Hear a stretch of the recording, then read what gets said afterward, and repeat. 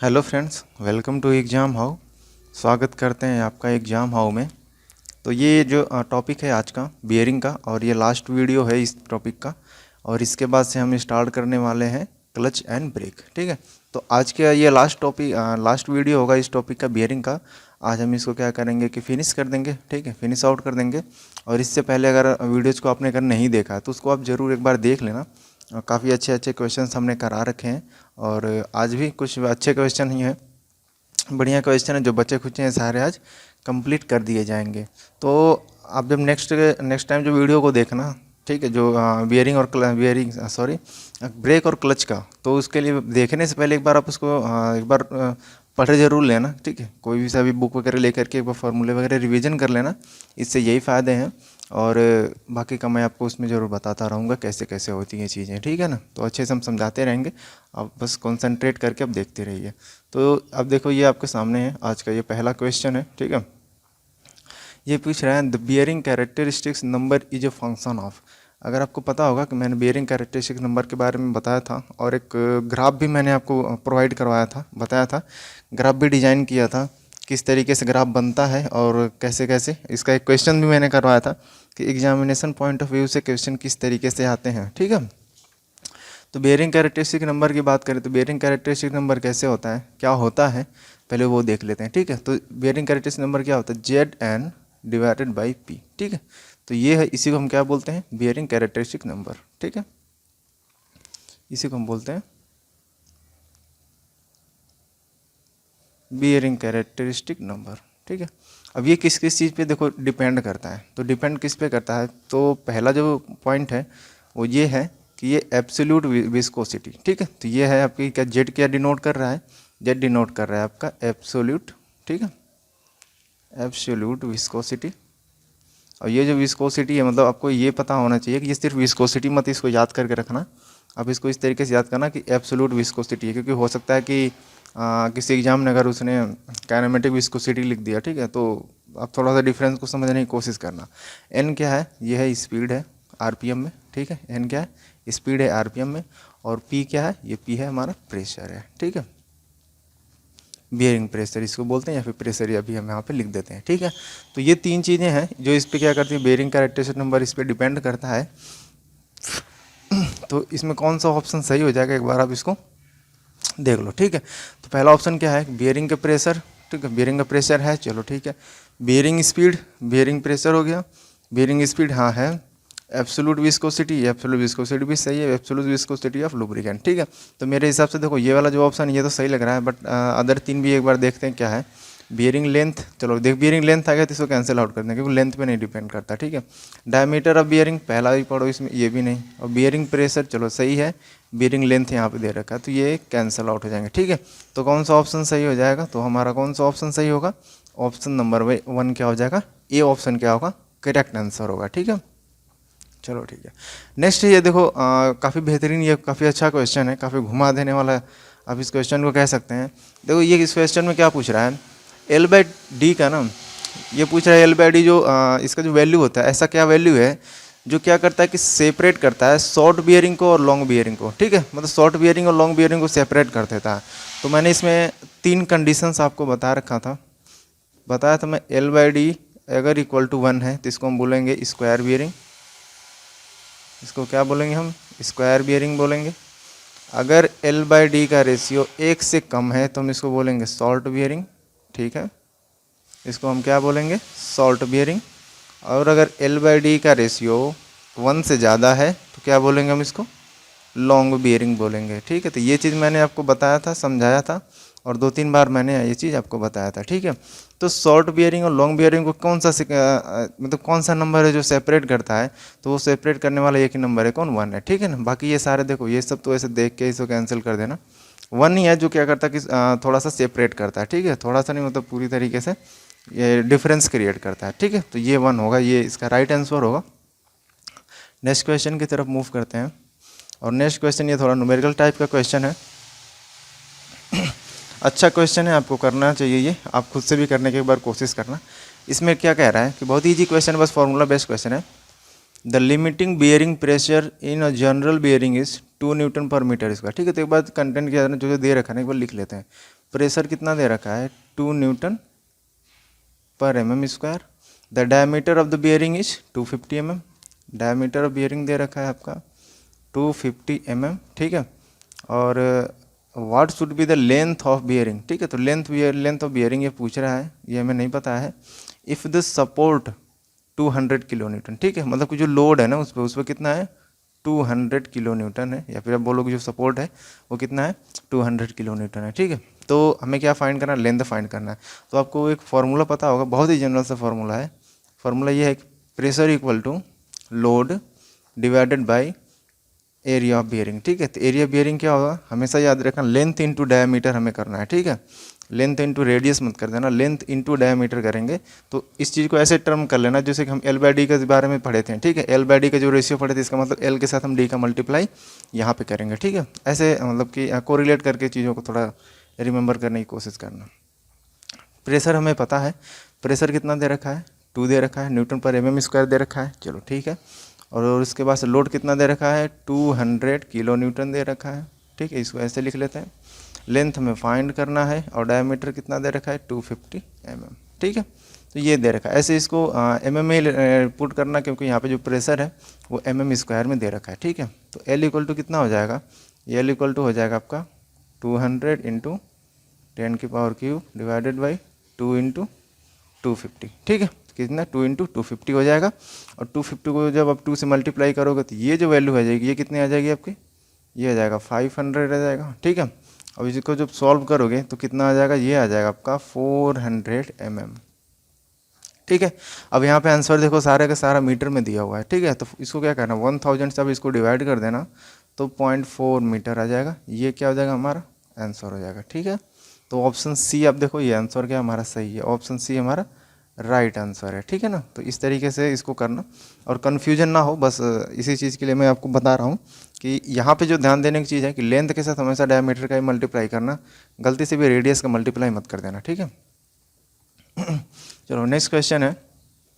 Next question क्या कह रहा है, from the point of view of prevention of permanent deformation of bearing the important property is. अब ये पूछ रहा है कि जो बियरिंग का जो मटेरियल होता है, ठीक है, उसमें ऐसी कौन सी प्रॉपर्टी होती है जो किसको प्रिवेंट करता है, परमानेंट डिफॉर्मेशन को प्रिवेंट करता है, ऐसी कौन सी प्रॉपर्टी है।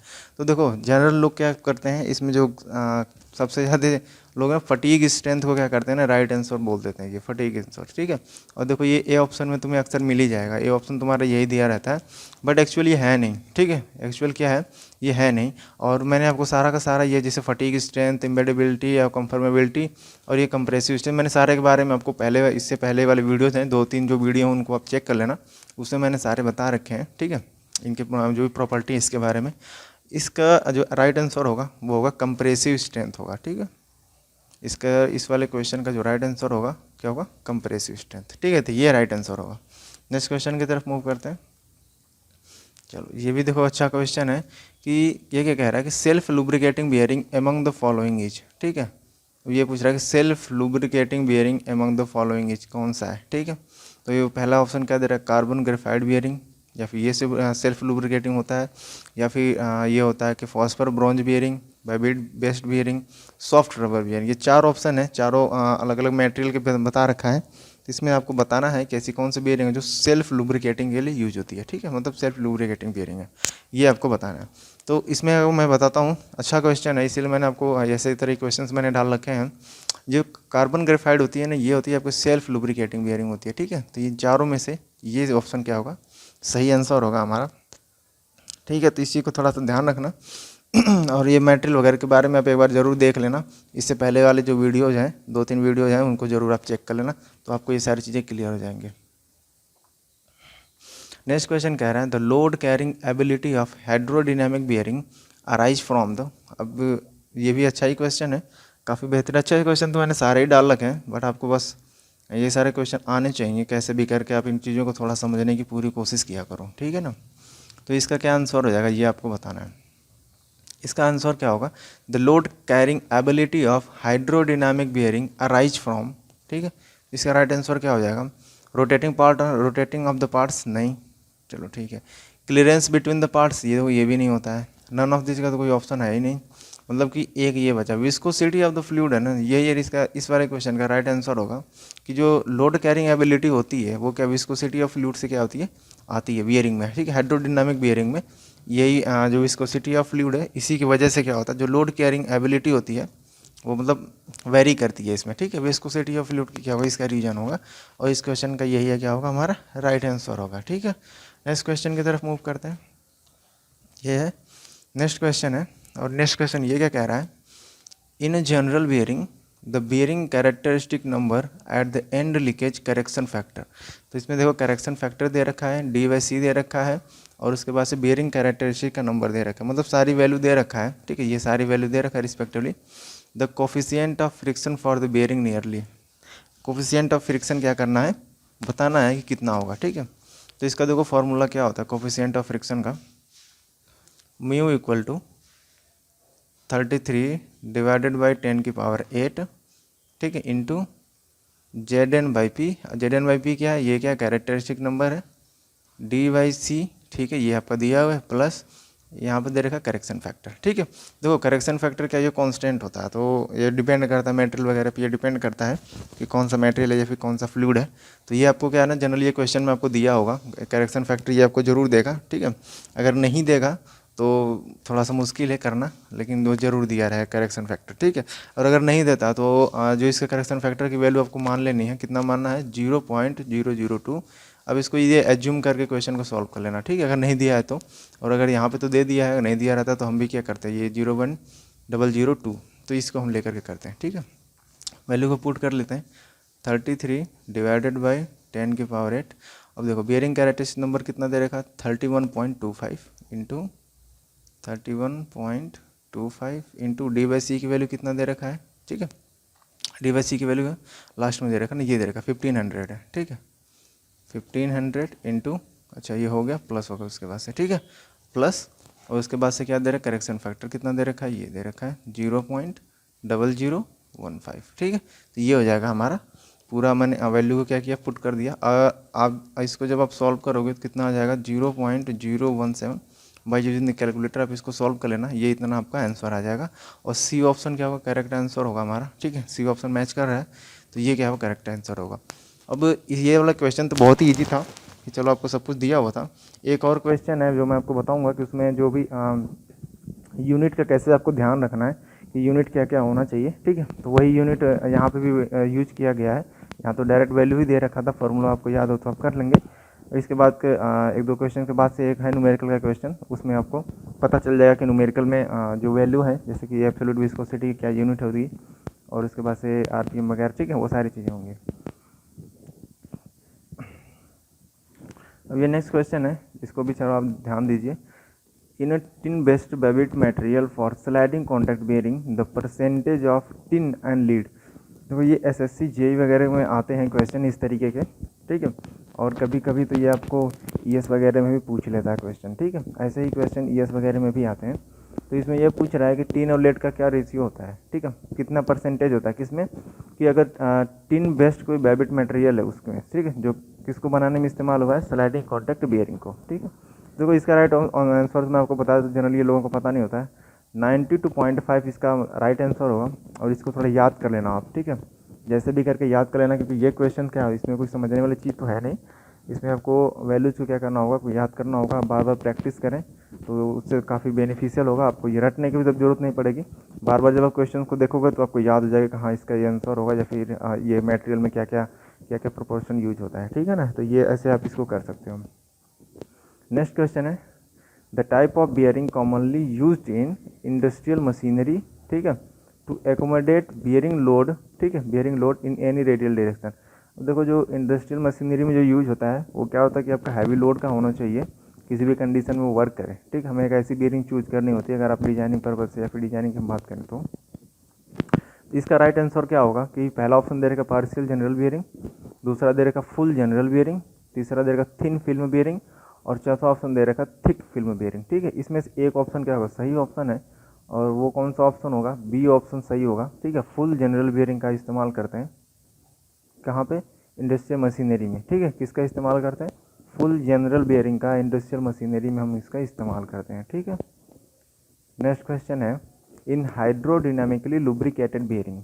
ठीक है, अब यहाँ पे कुछ उसकी प्रॉपर्टी वगैरह दिया हुआ है, 4 ऑप्शन दिया हुआ है। तो 4 ऑप्शन क्या है, the working surface are in contact with each other. ठीक है, पहला ऑप्शन है। दूसरा दे रहा है the working surface are completely separate from each other. अब यहाँ पे देखो हाइड्रोडिनामिकली लुब्रिकेटेड बेयरिंग की बात हो रही है, ठीक है ना। तो इस वजह से मैं आपको फिर से याद दिला देता हूँ कि ये जो क्वेश्चन किसके बेस्ड है, ये आपका हाइड्रोडिनामिकली बेयरिंग की बात हो रही है। ठीक है, पहला ऑप्शन दे रखा है the working surface are in contact with each other. दूसरा ऑप्शन दे रखा है the working surface are completely separated from each other. Third option दे रखा है the load is supported without any relative motion between the journal and the bearing. और fourth option दे रखा are operated without any lubricant present between the journal and the bearing. ठीक है, तो ये तो तुम्हारा वो हो जाएगा, जीरो फिल्म बेयरिंग हो जाएगा अगर मतलब कोई लुब्रिकेशन का यूज नहीं किया गया तो। ठीक है, तो ये है। अब इसको बताना है कि इसका राइट आंसर क्या होगा। तो देखो, जब हाइड्रोडायनेमिकली बेयरिंग की बात हो, हाइड्रोडायनेमिकली लुब्रिकेटेड बेयरिंग की बात हो, तो ये इतना याद रखो, उसमें क्या है ना कि जो वर्किंग फ्लूइड होता है, सॉरी वर्किंग फ्लूइड नहीं, उसको हम क्या बोलते हैं, उसको बोलते हैं उसमें लुब्रिकेंट, जो लुब्रिकेशन होता है, जो लुब्रिकेंट होता है उसके बीच में मतलब कि जो दो सरफेस होते हैं उनको सेपरेट करता है। ठीक है, क्योंकि ज़्यादा उसमें हम लुब्रिकेशन की ज़रूरत होती है। तो ये जो बी ऑप्शन देख रहे हैं आप, the working surface are completely separate from each other, तो ये सही ऑप्शन होगा। ठीक है, हाइड्रोडायनेमिकली लुब्रिकेटेड बेयरिंग के लिए। ठीक है ना, ये ऑप्शन क्या होगा, सही ऑप्शन होगा। नेक्स्ट हम बात करते हैं, ये सही होगा। नेक्स्ट क्वेश्चन क्या कह रहा है कि the absolute viscosity of oil used with general bearing is 0.016 kg/s and the bearing speed is 1050 rpm if the bearing pressure is क्या, ठीक है, if the bearing pressure is 120 Newton पर centimetre square the bearing characteristic number will be. ठीक है, bearing characteristic number क्या होगा, ये पूछ रहा है ये। ठीक है, तो ये चीज़ आपको बतानी है, बेयरिंग कैरेक्टरिस्टिक नंबर कितना होगा। ठीक है, इसी क्वेश्चन के बारे में मैं आपसे बात कर रहा था।